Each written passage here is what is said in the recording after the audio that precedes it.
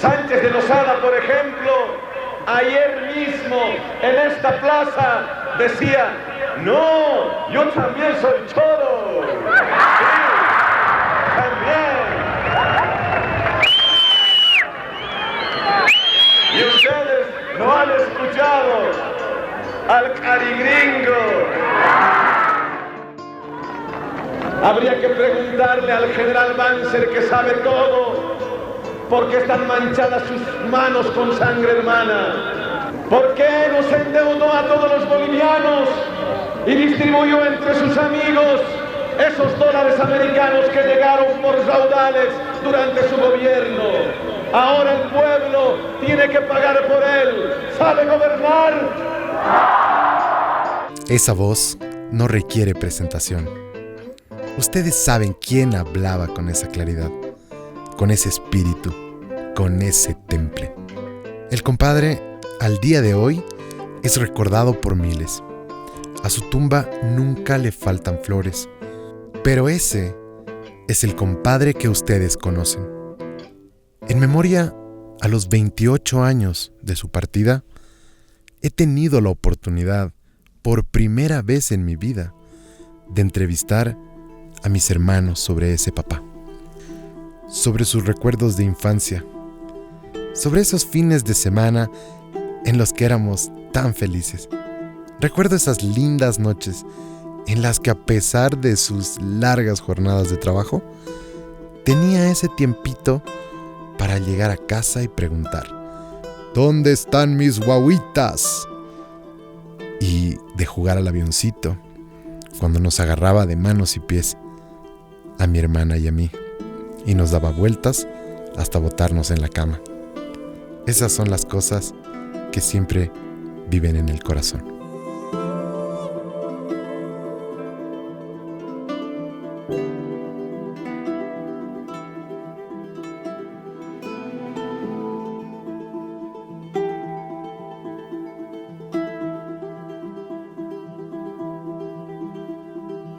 Me llamo Carlos Eduardo, y en esa época había una novela brasileña que había un personaje que se llamaba Carlos Eduardo también, pero que le decían Cae. Entonces, de ahí sale, es una novela brasileña que veían el papi y mi mamá cuando estaban casados. Carlos por el papi, Eduardo por el papá de mi mamá, por mi abuelo paterno, y Carlos Eduardo Cae como el personaje de la novela, y ese soy el Choco. ¿De dónde viene Pupi? Cuando nací en la clínica alemana y era la única bebé de mujercita de todos los bebés que habían nacido. Entonces, en esa época las enfermeras eran monjas, entonces, y eran alemanas. Y Pupi quiere decir muñequita en alemán. Entonces era la Pupi, la Pupi, la Pupi. Y me quedé con la Pupi desde que nací. Y me pusieron Adriana Valeria de nombre. No sé para qué. Más, como verás, más sé mi apodo que mi nombre. Mi papá le gustaban mucho los nombres como de telenovelas, por eso vos Jorge Luis, Carlos Eduardo, Adriana Valeria y yo Ana Carolina, ¿no? Como nombres súper así de telenovela. No sé exactamente de dónde viene, pero sí sé que los dos han tenido que ver, o sea que hace una decisión de la mami y el papi. Bueno, mira, Sayuri en aymara significa renacer. Y creo que a mi mamá le gustaba mucho esa idea, ¿no? Viene como de Zapayuriri, que además Zapa significa solo. Y creo que a mí mi mamá me veía siempre muy solita. Pero también pienso que le interesaba mucho que me reinvente. Ahora que soy un adulto, que he formado una familia propia, cuestiono algunas cosas. Finalmente, creo que eso es lo que hacemos todos en algún momento de nuestra vida. Que si bien nuestros padres sabemos que hicieron lo mejor que pudieron cuando éramos niños, pero también entiendo que cada contexto es diferente y que las cosas pasan para hacernos más fuertes. Veo a mi hijo y pienso que yo tenía esa edad cuando me dijeron que mi papá había muerto y que su mamá se hallaba luchando por su vida. Casi no recuerdo mucho del dolor. Debe ser que el cerebro hace lo posible por evitar dañarnos. Pero sí recuerdo una infancia con un vacío, con algo que faltaba. El 8 de marzo siempre va a ser una fecha de reflexión, de pensar mucho en papá, y por eso quiero que conozcan el relato de mis hermanos. Él tenía 23 años y mi mamá tenía apenas 17, ¿no? Sí, efectivamente yo ya estaba en camino y ellos decidieron unir sus vidas. O sea, a mí sí que me ha remimado, nunca me ha reñido como ustedes, siempre me defendía, yo era su princesita, siempre me decía que yo era su princesita. Incluso recuerdo que yo sentía hartísimos celos de mi mamá, como que tenía eso de que no, mi papá es mío, y el otro sí, tú y yo nos vamos a casar y todo. Yo era chiquita y estaba así completamente enamorada de mi papá. Y tengo esos recuerdos, ¿no? También recuerdos cuando una vez que me caí, me lastimé todo esto, me partí el labio y lo primero que recuerdo es mi papá alzándome, llevándome y él curándome. O sea, tengo como esa imagen de que él me salvaba, ¿me entiendes? Como me sentía como que él me protegía. Cuando tenía 4 años, ¿cuántos años habré tenido? Era bien chiquita, me acuerdo que él llegaba de trabajar y yo lo esperaba con mi tacita de café. Mis tacitas eran chiquitas y él se sentaba a tomar el cafecito conmigo, yo le invitaba. A veces le hacía tortas de barro y, no sé, pues fingiría que se las comía. Como él viajaba por ser artista, me traía, por ejemplo, un oso precioso que yo tenía ahí con el que he dormido, creo que hasta mis 15 años, era un oso gigante que me trajo de Panamá. Me trajo una Barbie, que esa época no existían las Barbies. Y siempre con la sonrisa que él tenía, me miraba para ver qué cara ponía, ¿no? Sonreía y me miraba. Y claro, eran mis momentos felices. Entonces yo había aprendido a leer trucutú y le dice, no, compadre, tu hija ya sabe leer. Y a ver, no puedo creer. Sí, yo se lo he leído trucutú, también se lo he leído El Fantasma, que era otra de las comiquitas que salían ahí, impresionadísimo, ¿no? Entonces me decía, no, que tú sabes mucho, entonces ahora te voy a preguntar cosas, y me preguntaba. Nos hacía sus bromitas, ven hijito, y con su cucharilla, con su matecito sacaba y te quemaba tu mano. Papi, ¿qué te pasa? Y se mataba de la risa, entonces había que vengarse. Me acuerdo que sí, teníamos que pescarlo y quemarlo igual. ¿No? Y era así, ven, un beso, y decir, papi, no me hagas, no me muerdas. No, es mi cachete, ¿no? Es mi cachetito, mi orejita, no sé cómo decía. Mi mamá recuerda mucho que, por ejemplo, habían estado ahorrando dinero de las actuaciones de mi papá para que puedan conseguirse un anticrético, porque ellos pagaban alquiler. Y parece que el compadre, en ese chispazo que le dio, agarró los ahorros, se compró la peña Coritica. ¿Y quién iba a imaginar que esa peña iba a ser un éxito absoluto y que lo iba a disparar económicamente, inclusive, porque de ahí empezó a gestionar recursos y todo? Y claro, pero en ese momento creo que mi mamá estaba, como toda mujer, buscando que haya una estabilidad, ¿no? Un lugar donde vivir.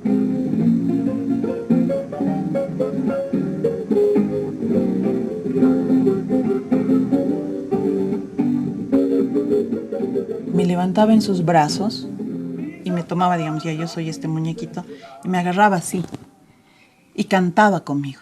Y cantábamos los dos, qué sé yo, sus canciones, ¿no? Yo me inventaba canciones también. Y luego se iba. Ya, era su hijo mayor, ya tenía 15 años, ya podía entender un poquito más quién era él, su lenguaje, como te decía, ¿no? Ya podíamos hablar de fútbol, yo compartir algunos conocimientos que yo tenía de fútbol que él no.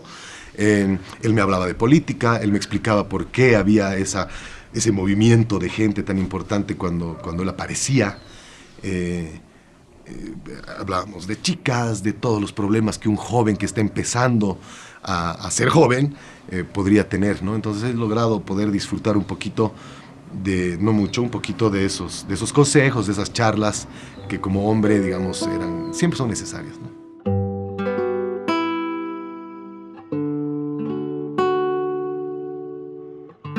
Listo, señoras y señores. ¡Gol!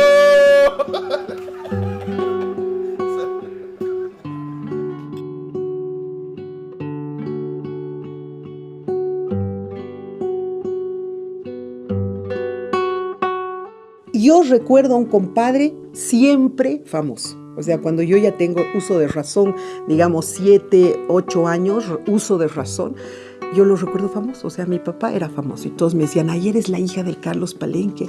Pero en Alacita era el momento para encontrarnos. Él pasaba por mi puesto y siempre buscaba por el suelo porque yo era muy pequeña, y cuando me encontraba me sobaba la cabeza y yo así le decía, hola, hola, y nos mirábamos, ¿no? Con miradas cómplices.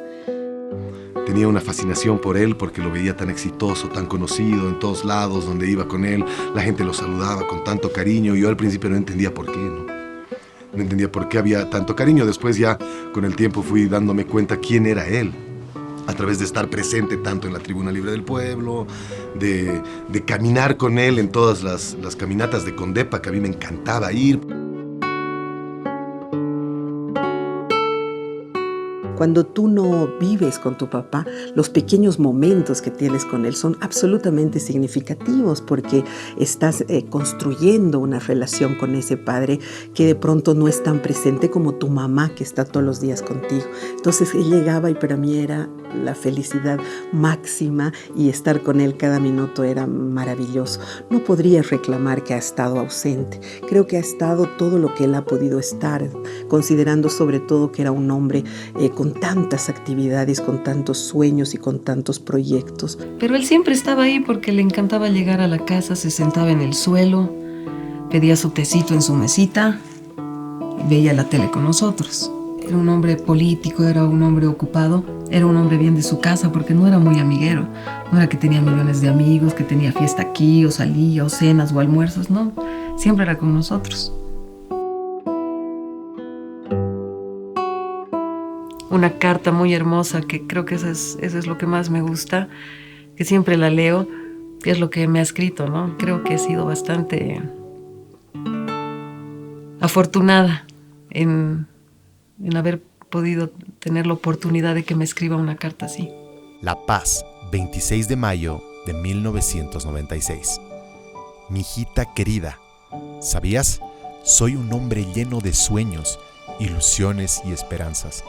Sueño con una patria más fuerte y más libre para que tú y otros jóvenes como tú la disfruten. Sueño contigo, con tu futuro, con tu felicidad y con verte realizada espiritual y materialmente. Que cumplas un rol destacado en tu vida y que hoy que terminas de transitar solo los primeros pasos de tu tierna juventud sea el arranque de lo que pronto llega.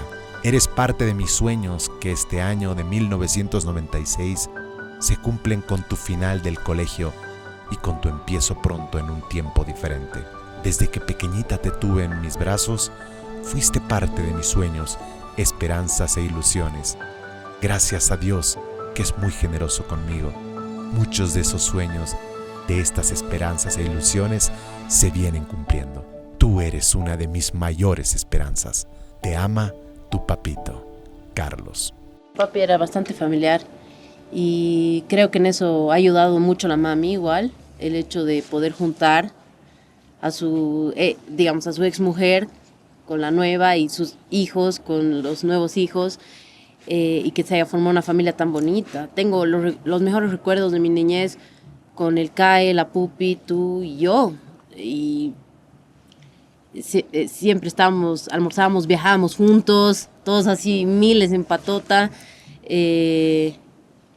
La verdad es que sí, muy lindos recuerdos con los chicos.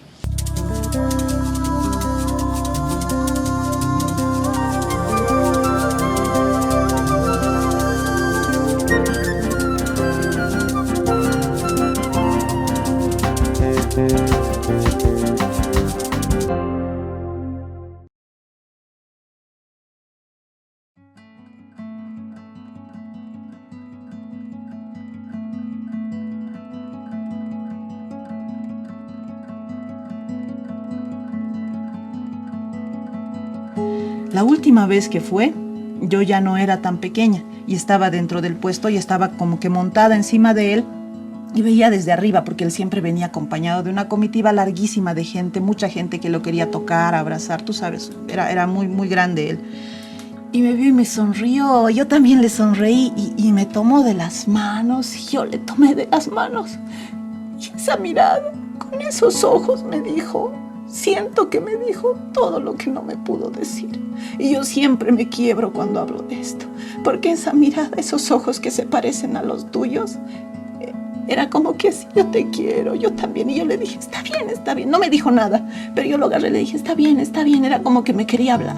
Pucha, quisiera cambiar las cosas, quisiera haber hecho las cosas de diferente manera. Y yo como que, tranquilo, yo lo sé, pero yo estoy bien, mira, yo estoy bien, vamos a hacer bien todo.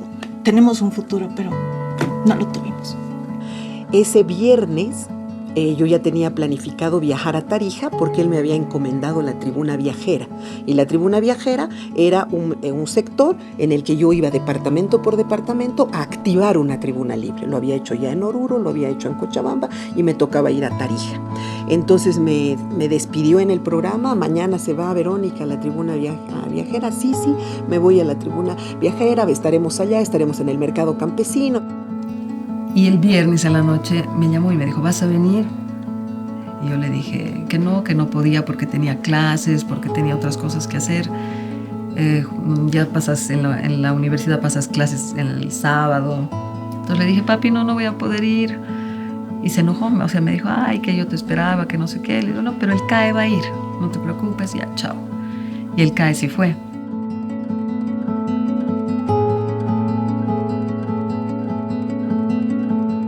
Almorzamos, como todo sábado que almorzábamos ahí, jugamos fútbol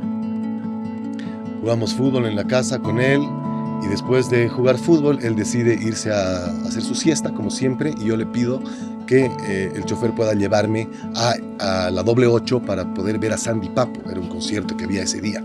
Lo llamo y me contesta con una voz muy rara, ¿no? Eso era más o menos 6:30 de la tarde. Y me contesta y, hola papito. Hola gordita, ¿cómo estás? Yo quería preguntarle qué pasa, qué tienes, pero él respondía pues a veces feo, ¿no? ¿Qué crees que tengo? Pues nada, ¿no ve? No tengo nada, pues nada me está pasando, ¿no ve? Él contestaba así, entonces preferí no preguntar nada. Y le dije, te cuento papito que hemos hecho la tribuna y que todo ha salido bien, ha habido harta gente. Ajá, muy bien gordita. Rarísimo, porque él era igual que yo. Hola papi, ¿cómo estás? Hola hijita, ¿qué cuentas? ¿Te cuento papi? ¿Te cuentas? Qué bien gordita. Esa era siempre nuestra charla, éramos muy hiperactivos los dos. Y ya cuando nos bajamos y estábamos listos por ir al concierto, yo recibo una llamada en la casa de mi primo en la que me dicen, tu papá se ha indispuesto. Entonces, bueno, me preocupo, pero no tanto, digamos, ¿no? Me dicen, está en la clínica, andate ahí nos encontramos. Me tomo un radiotaxi y le digo al radiotaxi, apúrese maestrito, por favor, soy el hijo del compadre y se ha indispuesto, lléveme a la Clínica del Sur. Y al llegar a mi casa, mi mamá tenía un té y no estaba ya. Su amiga me dijo, le ha dado un infarto a tu papá. Entonces yo me entré a la casa y me di cuenta que no me podía quedar ahí. Entonces mi amiga volvió y ella me llevó a la clínica. Hay tipo esta hora, sí. Llegamos a la clínica y estaba todo el mundo. No, mira, nosotros estábamos viendo Sábados Populares porque en la casa siempre veíamos RTP. O sea, era delito cambiarle al dial. No veíamos otra cosa. Y estaba dando Sábados Populares, de repente se corta la emisión.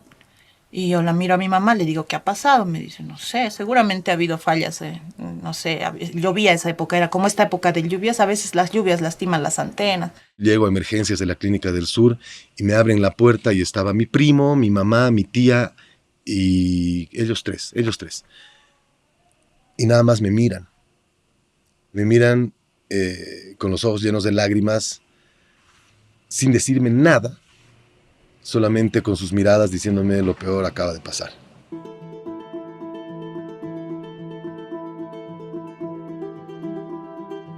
Ya estaba mi mamá, ya estaba mi tía, ya estábamos esperando ahí a que salga y nos diga algo. Entonces salió y mi mamá se acercó y claro, yo ya miré y dije, ¿qué mami? ¿Qué dice? Que no hay mucho que hacer. 5 segundos después salió y dijo, ha muerto.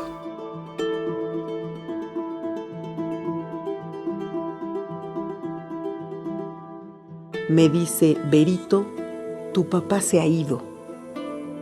Y yo le pregunto, ¿a dónde? Porque realmente no tienes noción de pensar se ha muerto, ¿no? Y le digo, ¿a dónde? Carlos, ¿a dónde se ha ido? Y me dice, no, Berito, y lloraba. Entonces yo lo escucho llorar y le paso el teléfono a Vicente y le digo, no sé qué dice. Y Vicente cuelga y se pone a llorar y me dice, tu papá ha fallecido.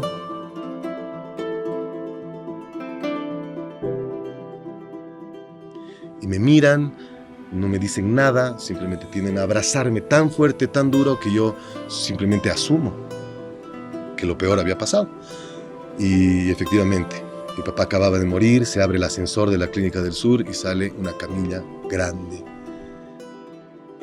Y le dice, Remy, dice que el compadre se ha muerto. Y mi mamá dice, no, es que seguro es guerra sucia, seguramente alguien de otro partido se ha inventado, porque vienen las elecciones, y en elecciones tú sabes que se dice de todo, se están inventando que se ha muerto para que la gente se confunda. Y eran las 20:45. No me gusta mucho acordarme. Pero me volví loca, ¿no? Empecé a patear cosas, gritar, me bajé, me quería escapar. No, o sea, horrible. Y me llevan, así como era yo un ente, y me llevan al aeropuerto de Tarija, y en el aeropuerto de Tarija yo veía un televisor encendido y lo veía a Carlos Mesa en mangas de camisa, que decía, la población está enloquecida, ha muerto Carlos Palenque. Yo decía, me estoy soñando. Qué feo me estoy soñando, qué sueño más horrible. Cuando llega el avión y me suben al avión. Era un avión pequeño. Me suben al avión y era la 1:30 de la mañana y me duermo. Nos llevaron a un lugar donde no habían teles, no había nada, y estábamos con nuestra niñera, la Feli. Y si no me equivoco, creo que estaba el abuelo más, el Pachis. Lo que sí sé es que no nos han contado el mismo día que ha pasado. Según yo eran 2 semanas después, pero algunos me dicen que ha sido a los 2 días. No sé muy bien, pero sí me acuerdo que nos sentamos y creo que el Pachis nos dijo, nos dio la noticia. Yo no podía creerlo. Me acuerdo que me reí de nervios. Yo me reí de nervios y tú te enojaste y me dijiste como, ¿por qué te ríes? Y yo, no sé por qué me estoy riendo. Pero era una risa nerviosa de que no entendía qué estaba pasando. O sea, no, a esa edad no entiendes qué es la muerte, dónde se ha ido, está en el cielo, pero cómo, no lo voy a ver nunca más. Entonces, la verdad es que ha sido muy confuso para mí. Y ese momento como que sí, me lloré y todo, pero pasó un ratito y ya todo estaba, porque era niña y no entendía bien. Es como que me hayas dicho, se ha ido de viaje, digamos. Entonces, ese momento yo no lo entendí tan bien. Y obviamente, mientras más creces, ya te das cuenta lo que es la muerte. He perdido, creo, un poco la conciencia de qué día sería. Pero me acuerdo que me fui a la casa de mis abuelitos, donde estaba mi mamá, y empecé a ver el periódico, ¿no? Todos los periódicos. Ha muerto el compadre, ha muerto el compadre, ha muerto el compadre. Y me dio ataque de llanto horrible. Y si no me equivoco, hemos subido a la Plaza Murillo, ahí estaba. Yo lloraba, no me dejaron acercarme. Ahí estaba igual el CAE llorando, llegó la Verónica, la gente entraba, pasaban una y otras personas. Horrible. ¿Tú te acuerdas dónde estábamos nosotros? ¿Supiste algo de nosotros? De la NTM. No. O sea, decían que estaban en Cochabamba o tal vez tu mami se puso mal. Pero en el fondo no sé dónde estaban. En la alcaldía me hicieron caminar por unos pasillos que nunca he conocido, no conozco la alcaldía. Y llegué hasta, no sé cómo ya lo vi cerca de mí, al hermano de mi mamá, a mi tío Arturo. Llegamos hasta el lugar donde estaba el ataúd y me doy cuenta que no es un sueño, que es verdad. Entonces le digo, no, me voy. Y me doy la vuelta y mi tío me agarra y me dice, tienes que entrar. No, tío, no, me estoy soñando, déjame, me quiero ir. Me dice, no, hijita, no te estás soñando, tienes que entrar.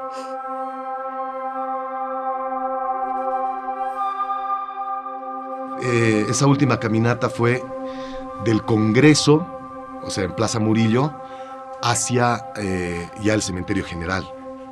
Y ustedes ven esa caminata donde hay un grupo de gente que me acuerdo que canta la canción, la tengo en la memoria, y está el ataúd yendo entre un mar de gente.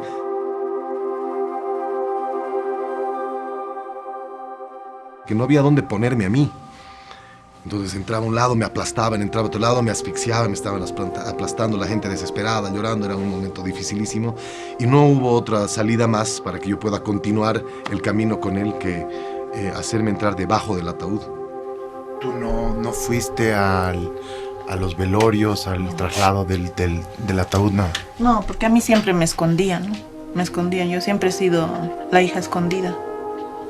Así que no, solo lo vi en la tele.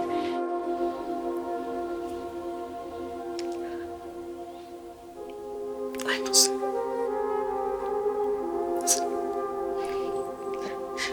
Esa sensación de orfandad, así hablando, se la siente. Feo. El sentir que ya no tenía mi papito que me cuide, que me proteja, ¿no? Ha sido muy fuerte para mí. Sí me ha costado en la universidad, en mis actitudes. Y mientras más años pasan, más duele. Más duele. Siempre pienso que no sé qué hubiera sido peor si me hubiera quedado yo, o sea, si yo hubiera estado más grande y él se hubiera muerto, pero haber vivido con él, por ejemplo, mi graduación, mis 15 años, no sé, o que se haya muerto tan chiquito y yo no acordarme de él, o sea, no sé qué es peor. Yo he estado 18 años de duelo.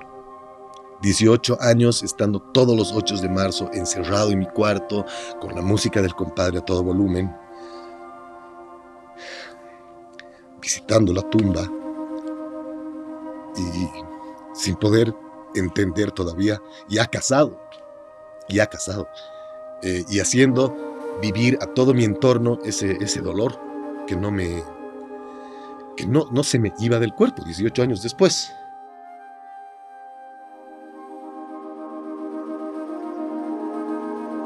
Ha sido muy mediático el tema, como te digo, como yo era tan chiquita, mi memoria está tan como confundida, no sé si de qué año, no sé si ha sido ese año o después, pero obviamente me acuerdo haber visto esa imagen, ¿no? Esa imagen ha sido traumante, creo que hasta el día de hoy, porque, bueno, una cosa es que tu papá se muera, pero que salga en televisión nacional y que en todos los periódicos el cadáver de tu papá es muy fuerte. Y respecto a lo de año tras año, o sea, yo siento que cada vez me hace falta un poco más, porque cuando eres chiquita dices, no, tengo todo, la tengo mi mamá, tengo mi hermano, tengo mis abuelos, y luego vas creciendo y dices, wow, cuánta falta me ha hecho un papá, cuánta falta me ha hecho un hombre, esa presencia en mi vida, ¿no? Unos 4 años que ha sido difícil, ¿no? Pero de ahí he podido, no sé, perdonar, olvidar, comenzar desde cero, tomar todos los recuerdos bonitos y los demás desecharlos. Porque a veces uno se pregunta, ¿no? ¿Por qué esto? ¿Por qué el otro, papi? ¿Por qué ha pasado esto? ¿Por qué, no? Pero al final yo me he quedado con esos recuerdos que me ha dejado el papi. Entre rebeldía, tristeza, esa sensación de no entender el por qué la gente tenía tanto derecho a hablar de nosotros por simplemente el hecho de ser su hijo, de nosotros, de él, del entorno, de su vida personal, etcétera, etcétera, de lo que nosotros debíamos o no debíamos hacer, debíamos o no debíamos decir. Tal vez se puede entender, pero a mí me costaba mucho de joven convivir con la idea de que por el simple hecho de ser hijos del compadre, la gente tenía un derecho adquirido a decir qué estaba bien, qué estaba mal.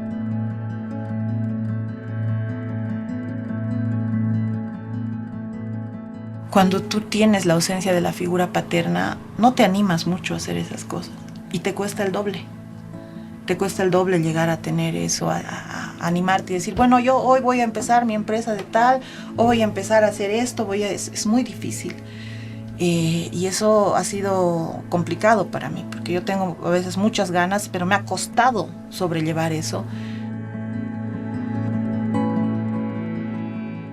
¿Cómo podemos sanar como familia?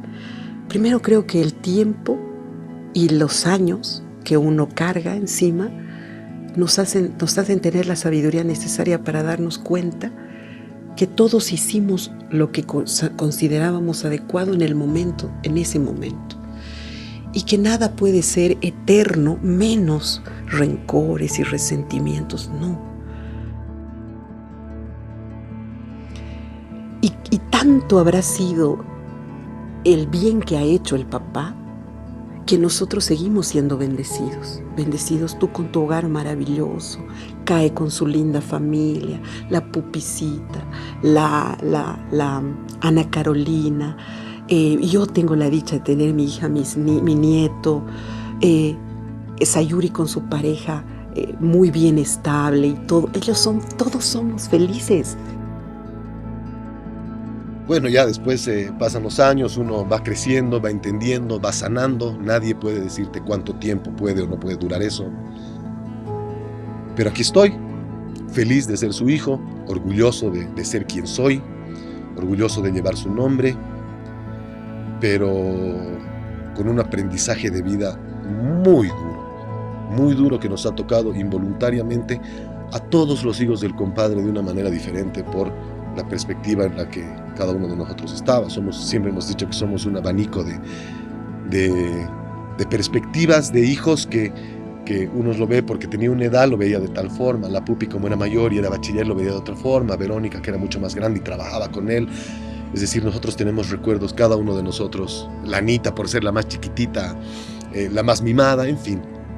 Todos tenemos una manera de acordarnos de él. Yo también, por las circunstancias de la vida, llevo el nombre y eso no me permitía salir del duelo.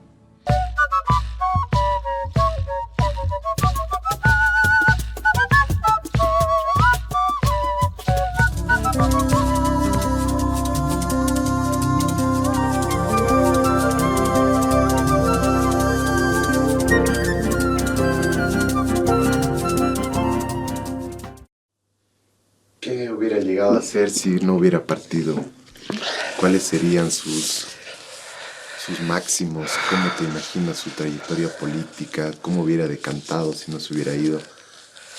Ay, la política es tan dura, Jorge Luis, que probablemente él hubiera entrado a ser presidente de este país y muchas cosas hubieran cambiado, porque era un hombre verdaderamente comprometido con su patria. Él veía la necesidad del pobre, hubiera hecho reivindicaciones maravillosas, hubiera fortalecido el campo, hubiera hecho empresas productivas, la gente estaría viviendo en sus comunidades y produciendo, hubiera hecho cambios maravillosos.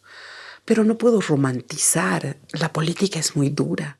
Y él hubiera sí cambiado el país, pero lo hizo, porque todo lo que se hace ahora no es otra cosa sino un referente de lo que Carlos Palenque enseñó, que la revolución productiva ahí está, que el modelo endógeno lo están aplicando todos los días o eso es lo que quieren hacer, que la reivindicación de las clases populares se logró, lo estamos haciendo, esto que hemos llamado nación pluricultural multiétnica y esta huipala que nos representa a todos, que ya no hay marginamiento, lo hizo el compadre. De alguna manera todo lo que él ha hecho se está haciendo realidad. 20 años después o tal vez más, porque desgraciadamente él era un hombre de avanzada. Él veía mucho más adelante y eso no lo entendieron en su tiempo. Me lo imagino de expresidente, ya. Seguramente con su trabajo en el canal, su pasión, pero ya con la política un poco de lado desde el primer plano, digamos, desde el personaje principal, pero ya con un expresidente, con una muy linda gestión, habiendo demostrado mucho, habiendo cumplido los objetivos ideológicos y para el país.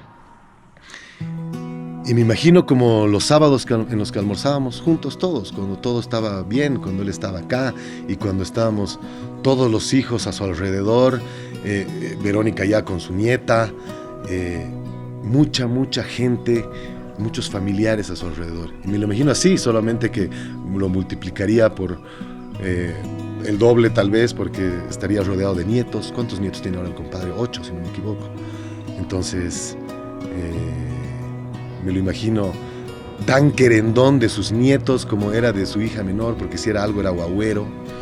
Y me lo imagino tratando a sus nietos como la trataba la Anita o como nos trataba a nosotros, comiéndose la orejita o haciendo saludos raros o haciendo de Hulk o con sus grandes anécdotas o cosas que hacía él, como por ejemplo las Navidades, donde nosotros estábamos adentro, en qué momento iba a llegar el Papá Noel y de repente sonaba la puerta, tum, tum, tum, tum, tum, ¡ho, ho, ho! Soy Papá Noel, y nosotros histéricos, locos, buscando, correteando dónde está la llave, y él hacía esas cosas de que, ¿y dónde está la llave? ¿Dónde? ¡Ay, aquí había estado! Cuando ya salimos solamente quedaban los regalos, el Papá Noel no estaba, y él armaba estas cosas con sus colaboradores, con la gente que pasaba con nosotros. Él armaba estos shows para que sus hijos disfruten, y él disfrutaba también.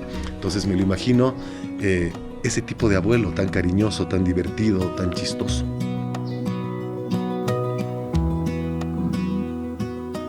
Supongo que divertidos como eran siempre, solo que estaría rodeado de todos sus nietos, que todos son bien inquietos, estarían gritando por todas partes.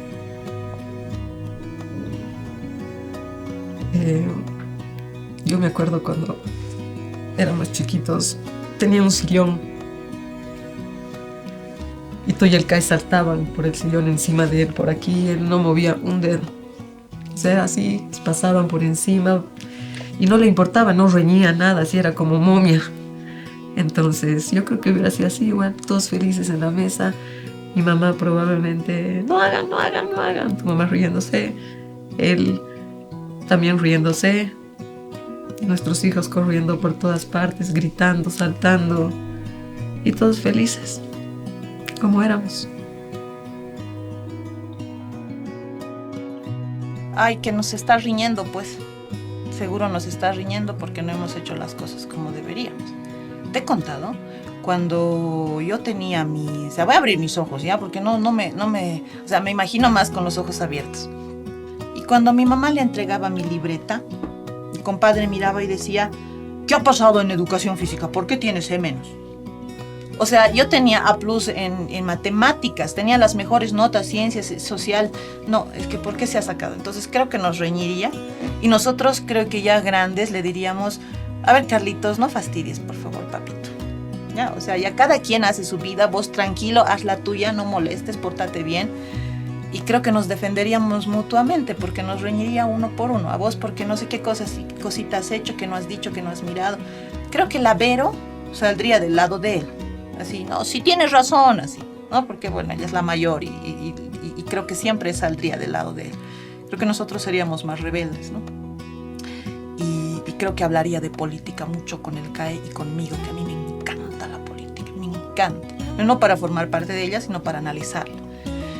Y seguro que él hablaría de historia, porque he visto sus entrevistas en las que habla de historia. Y yo le corregiría y le diría, no, papá, no es así. En realidad, y con esa voz que pongo, en realidad, en el siglo XIX, no sé qué, ¿no? Seguro se enojaría y diría, ay, ¿no? Y seguro nos reiríamos mucho. Y a mí me encantaría que estemos todos los que lo hemos rodeado en su momento. Y creo que le gustaría también mi perro, el presidente Oberyn, y le contaría de mis gatos y de mis viajes. Eso sí, creo que se enojaría de mi divorcio.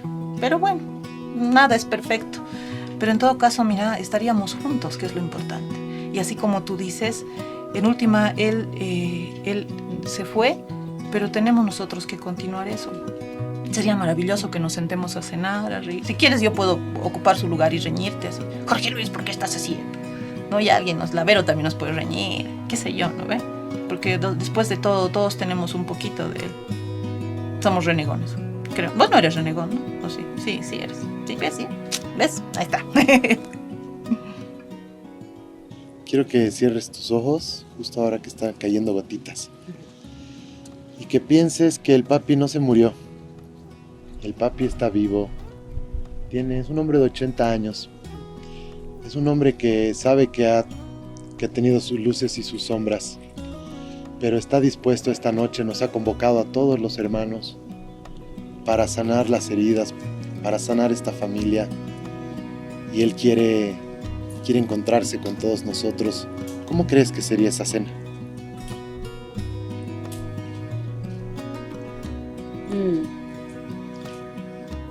Súper emotiva, ¿no? O sea, creo que yo me sueño muy seguido con el papi, muy seguido, entonces lo tengo muy presente. Y sí me sueño con él, así ya medio viejito, digamos, y me lo imagino disfrutando de sus nietos. Yo creo que estaría muy chocho disfrutando de sus nietos. Él siempre ha querido que sus hijos estén juntos, ¿no? Creo que es lo que más soñaba. Y qué lindo sería que eso pueda suceder, ¿no? ¿Qué te diría? Saludarte. Yo creo que estaría orgulloso de la mujer que me he convertido, de la familia que he formado, porque como para él era súper importante su familia, para mí lo es todo. Esa familia y la que estoy formando ahora. Entonces, yo creo que sentiría orgullo por verme así, por verme consolidada con mi familia. ¿Qué le dirías tú al verlo? ¿Cómo lo saludarías? ¿Tendrías algo para decirle? Que me ha hecho mucha falta. Que ha sido... que lo he necesitado muchas veces. Y lo abrazaría hasta que no pueda.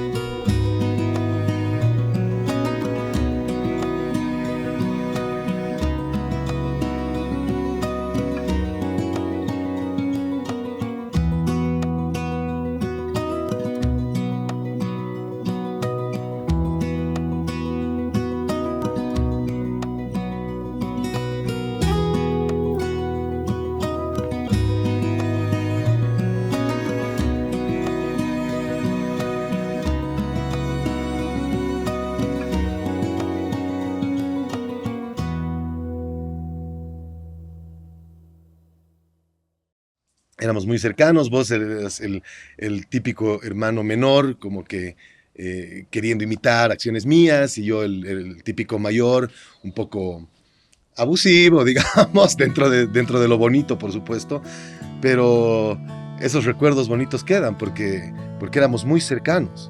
Para empezar, nos unía ya dentro de lo romántico, por supuesto, los dos ser hijos de una persona tan importante que los dos estábamos muy conscientes de eso.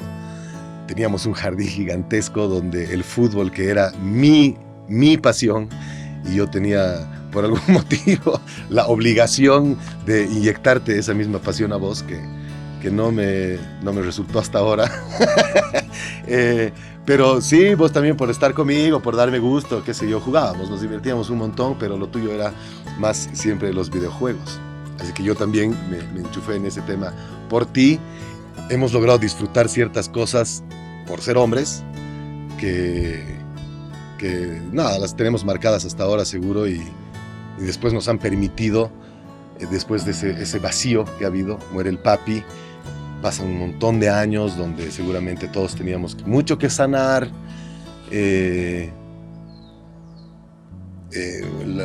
tendríamos seguramente que encontrar la manera de recuperar una relación con él, más espiritual, por supuesto, no es lo mismo, pero ayuda a sanar.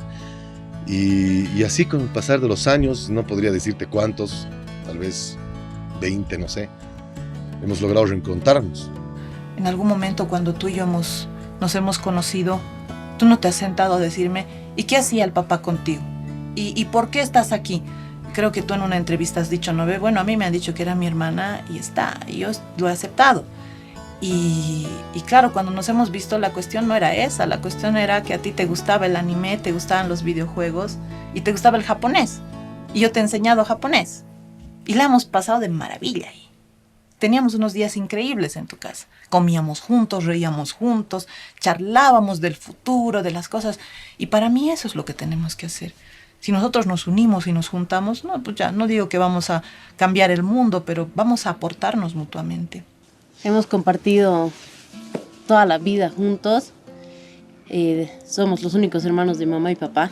Entonces creo que ese es un vínculo súper fuerte. Nos llevamos solo 3 años. Según tú 2, yo 3. Sí, mi niñez ha sido tú. Ha sido tú y estar juntos y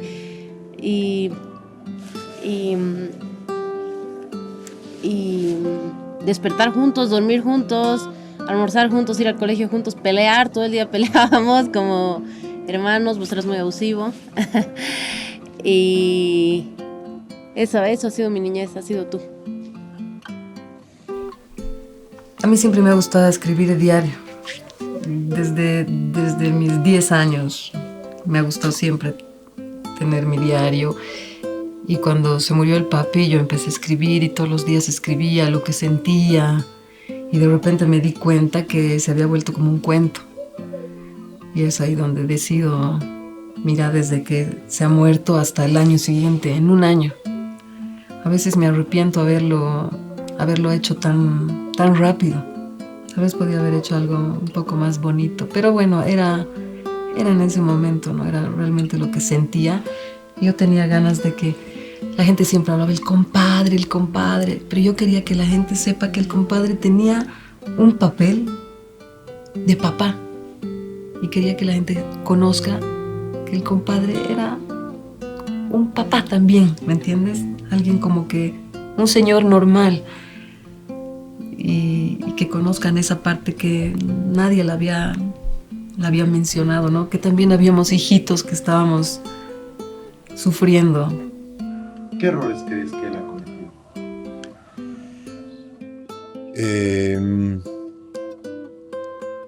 Mezclar mucho su familia con la política, con sus actividades personales. Creo que eso, en todo caso, llega a un mal final. Yo creo que él no ha sabido separar sus amores.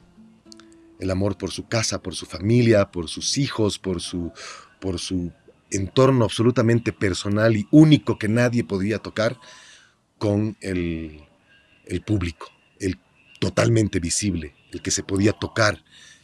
Entonces yo creo que eso ha hecho que el compadre pierda un poco la tranquilidad. Yo he ajustado cuentas con él hace mucho tiempo, porque también soy un ser humano, ¿no? También me he equivocado. ¿Cuántas cosas he hecho en la vida de las que me arrepiento, que no debía haber hecho? No tan graves como no reconocer a un hijo. Quizás por eso no he tenido hijos, porque no quería equivocarme así. Y ahora, cuando ya he arreglado cuentas con él, recién estoy pensando. Porque esa es la cosa, ¿no? Uno no quiere hacerle a sus hijos lo que los padres le hicieron. Para mí ese ha sido el trauma. Pero luego lo veo la dificultad que tiene. Por eso he estudiado historia también. Los seres humanos tenemos un contexto. Y a veces ese contexto pesa mucho más que nuestro pensamiento, que nuestros ideales, que nuestras visiones. Y él tenía eso, ¿no? Además es un hombre de una época en la que, tener hijos no reconocidos era complicado, que, tenía una relación con la sociedad, que era el hombre muy moral, que era el hombre que, no abandonen a sus hijos. Y a veces te gana. Es que yo no soy nadie para decir en qué ha fallado. Como te digo, el caso del compadre Palenque es algo especial porque cuando en la vida normal de la gente se muere el papá, se muere y listo. Ahí muere. La historia, digamos, por decirlo así, después vienen los recuerdos. Entonces, cuando el papi se ha muerto, han aparecido cosas, han pasado cosas que como yo te he dicho, decía, ¿por qué papi? Pero en algún momento yo he decidido no preguntarle nada, porque mientras él estaba vivo, él me ha dado todo lo que yo necesitaba. Entonces no tengo nada que cuestionarle. Ese ya no es mi problema, digamos, no tengo que ver yo ahí. Entonces yo no tengo nada que cuestionarle. No me toca. ¿Qué de tu discurso político, de lo que estás forjando como político, tiene inspiración en el compadre? La igualdad, la búsqueda de igualdad de la gente ante la ley, el hecho de no permitir que los sectores más disminuidos sean pues la escalera de los políticos para conseguir sus cometidos.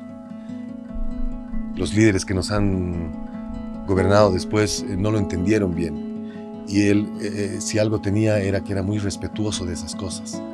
Y que si bien él quería alcanzar el poder, era para darle a todos, y cuando digo todos me refiero a todos los bolivianos, una igualdad ante la ley, libertad para poder ejercer sus derechos. Digo, bueno, así crecí. Entonces, digamos, y los muerdo también, ¿no? Me encanta. Me encanta. Son cosas, no sé, por ejemplo, no sé si te acuerdas del porín-porón. ¿Cómo era el porín-porón? Así, nos teníamos que subir a sus pies, papi, hazme porín-porón. Entonces caminaba porín-porón y caminábamos encima de sus pies y nos llevaba. Y yo, salen de la ducha, a los chicos, ¿quieres, mami, me haces porín-porón? Entonces igual le canto, ¿no? Porín-porón, porín-porón, porín-porón. Y los llevo, ¿no? Y yo, así me hacía mi papá, les digo. Y son cosas, ¿no? Que seguramente ellos cuando sean grandes también les van a hacer a sus hijitos. Al haber sido criado solo por 2 mujeres, el papá añoraba una familia grande con todos los miembros. Desde que me he convertido en mamá, siento que me he realizado en la vida. Antes no me encontraba, era ¿qué hago? Soy comunicadora, estudio, trabajo empresaria, política como mis papás, que la televisión, y no me encontraba en ningún lugar. Y el momento que me hice mamá dije, de aquí soy, esto es a lo que he venido. Su muerte, si bien ha generado un vacío para mí, ha generado esa apertura del mundo. De ese futuro que yo tenía con RTP, con el compadre, con Condepa, que el compadre muera a mí me ha abierto el resto del mundo con lo que yo quería. Japón, el arte, el poder conocer el mundo, que eran mis otras aficiones, ¿no? Que yo las escondía, que decía, pucha, no, es que seguro voy a tener que hacerme cargo de Condepa, voy a tener que ser parte de... que ni siquiera sabía, ¿no? Ni me lo habían dicho, pero yo asumía que era así, porque era lo que se esperaba de uno. El compadre era un hombre de carne y hueso, con sus luces y sus sombras, que formó una familia grande, que si bien su muerte no solamente trajo un enorme dolor y un vacío en el país, también, por supuesto, en su entorno más cercano, en su descendencia. Esos fines de semana de alegría y unión de los hermanos cesaron durante mucho tiempo. Esta pieza quiere articular la curación de esa familia, de sanar las heridas, de reunir a los hermanos nuevamente y de permitirnos perdonar los episodios del pasado. Es una oportunidad para aprender de ellas. Mis hermanos han construido sus familias, han hecho y están haciendo grandes cosas desde donde están. Seguramente mi papá está feliz de vernos bien a todos. Lo único que un padre finalmente quiere es eso, que sus pollos, como nos decía, estén bien y sean felices.